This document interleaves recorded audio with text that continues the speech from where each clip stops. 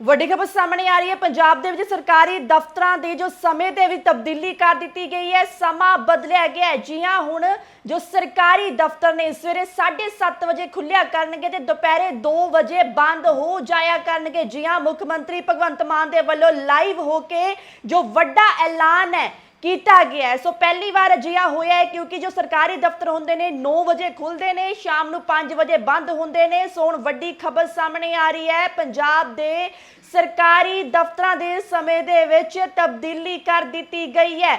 सवेरे 7:30 वजे दफ्तर खुलणगे ते दुपहरे 2 वजे बंद हो जाणगे। सो दस दिए कि हुणे ही मुख मंत्री भगवंत मान दे वल्लों वड्डा ऐलान किया गया है।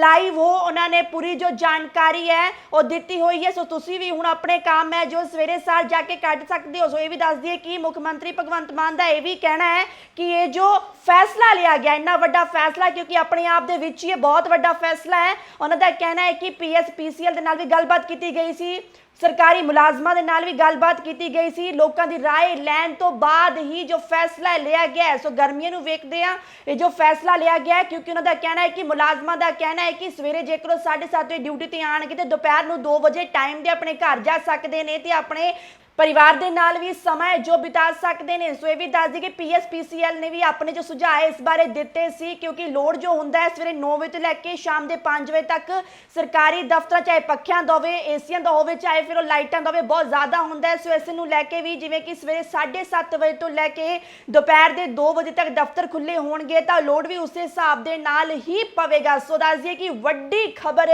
पंजाब दे नाल जुड़ी वड्डी खबर है। पंजाब के सरकारी दफ्तरां दा जो समय तब्दील कर दिता गया है। सवेरे 7:30 बजे तो लैके दोपहर के 2 बजे तक जो सरकारी दफ्तर है वह खुलिया करनगे, क्योंकि जो पहला टाइमिंग होंदी सी 9 तो 5 होंदी सी। सो ये भी दस दिए कि 2 मई तो यह फैसला लागू होएगा ते 2 मई तो लैके 15 जुलाई तक यह फैसला लागू रहेगा। सो दस दिए कि वड्डी खबर है। पंजाब के सरकारी दफ्तरों का समा बदल दिता गया है। सवेरे 7:30 बजे तो लैके दोपहर के 2 बजे तक दफ्तर खुले रहेंगे। 2 मई तो यह जो टाइमिंग है स्टार्ट होएगी और 15 जुलाई तक लागू रहेगा। ਵੱਡੀ ਖਬਰ ਸਾਹਮਣੇ ਆ ਰਹੀ ਹੈ। ਪੰਜਾਬ ਦੇ ਵਿੱਚ ਸਰਕਾਰੀ ਦਫ਼ਤਰਾਂ ਦੇ ਜੋ ਸਮੇਂ ਦੇ ਵਿੱਚ ਤਬਦੀਲੀ ਕਰ ਦਿੱਤੀ ਗਈ ਹੈ। ਸਮਾਂ ਬਦਲਿਆ ਗਿਆ ਹੈ। ਜੀ ਹਾਂ, ਹੁਣ ਜੋ ਸਰਕਾਰੀ ਦਫ਼ਤਰ ਨੇ ਸਵੇਰੇ 7:30 ਵਜੇ ਖੁੱਲਿਆ ਕਰਨਗੇ ਤੇ ਦੁਪਹਿਰੇ 2 ਵਜੇ ਬੰਦ ਹੋ ਜਾਇਆ ਕਰਨਗੇ। ਜੀ ਹਾਂ, ਮੁੱਖ ਮੰਤਰੀ ਭਗਵੰਤ ਮਾਨ ਦੇ ਵੱਲੋਂ ਲਾਈਵ ਹੋ ਕੇ ਜੋ ਵੱਡਾ ਐਲਾਨ ਹੈ किया गया है। सो पहली बार अजिहा होया है, क्योंकि जो सरकारी दफ्तर होंदे ने 9 वजे खुलते हैं, शाम ਨੂੰ 5 वजे बंद होंदे ने। सो हुण वड्डी खबर सामने आ रही है। पंजाब दे सरकारी दफ्तरां दे समय दे विच तब्दीली कर दित्ती गई है। सवेरे 7:30 बजे दफ्तर खुलणगे ते दुपहरे 2 वजे बंद हो जाणगे। सो दस दिए कि हुणे ही मुख मंत्री भगवंत मान दे वल्लों वड्डा ऐलान किया गया है। लाइव हो उन्होंने पूरी जो जानकारी है वो दित्ती हुई है। सो तुसीं भी हुण अपने काम है जो सवेरे सार जाके कट सकते हो। सो ये भी दस दिए कि मुख मंत्री भगवंत मान का यह भी कहना है कि ये जो फैसला लिया गया इन्ना वड्डा फैसला, क्योंकि अपने आप दे विच ही बहुत वड्डा फैसला है। उन्हों का कहना है कि PSPCL दे नाल भी गलबात की गई सी, सरकारी मुलाजमां दे नाल भी गलबात की गई सी। लोगों की राय लैन तो बाद ही जो फैसला लिया गया है। सो गर्मियों नूं वेखदे आ ये जो फैसला लिया गया है, क्योंकि उन्हों का कहना है कि मुलाजमां का कहना है कि सवेरे जेकर 7:30 बजे ड्यूटी ते आणगे ते दोपहर नूं 2 वजे टाइम दे अपने घर जा सकते हैं ते अपने परिवार के नाल भी समय जो बिता सकते हैं। सो ये भी दस दी कि PSPCL ने भी अपने जो सुझाव इस बारे दिते सी, क्योंकि लोड जो होंदा है सवेरे 9 बजे तो लैके शाम के 5 बजे तक सरकारी दफ्तर चाहे पखियां दा होवे, एसियां दा होवे, चाहे फिर लाइटां दा होवे, बहुत ज़्यादा होंदा है। सो इस नूं लैके भी जिवें कि सवेरे 7:30 बजे तो लैके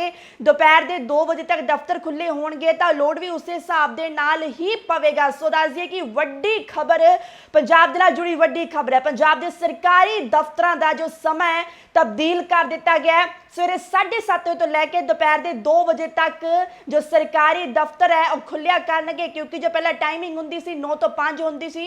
सो ये भी दस दिए कि 2 मई तो यह फैसला लागू होएगा ते 2 मई तो लैके 15 जुलाई तक यह फैसला लागू रहेगा। सो दस दिए कि वड्डी खबर है। पंजाब के सरकारी दफ्तरों का समा बदल दिता गया है। सवेरे 7:30 बजे तो लैके दोपहर के 2 बजे तक दफ्तर खुले रहेंगे।